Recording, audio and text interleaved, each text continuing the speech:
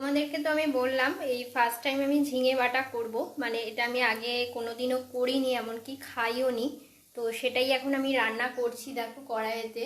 তো জানি না কেমন হবে, তো চলো তোমাদেরকে একটু দেখাই।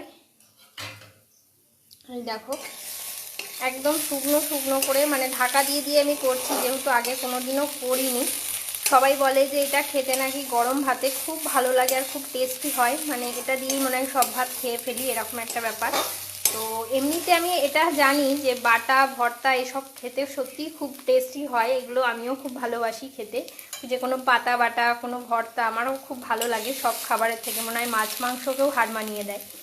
তো যাই হোক, এটা আমি রান্না করছি ফার্স্ট টাইম, আগে কখনোই করিনি, জানি না কেমন হবে। আর সকালবেলা তোমাদের ওয়েদার দেখালাম, মেঘ করেছে, এখনও অবশ্য মেঘ রয়েছে, হালকা হালকা রোদও উঠছে, কিন্তু প্রচুর গরম, বৃষ্টি এক ফোঁটা দেখা নেই। বলছে আবার নাকি ষষ্ঠীতে বৃষ্টি হবে, একটু মুশকিল, মানে ষষ্ঠীর দিন বৃষ্টি হলে একদিকে ভালো কিন্তু একদিকে অসুবিধা, মানে এবারই ওবারই যাওয়া আসা করতে হয়, খুব প্রবলেম হয়। কিন্তু আবার ভাবছি বৃষ্টি হলেও একটু শাড়ি পরতে পারবো, একটু সাজতে পারবো। তো দেখি কি হয়, এখন ওয়েদার কি বলে, প্রকৃতি কি বলছে। তো চলো রান্নাটা করে নিই পরে।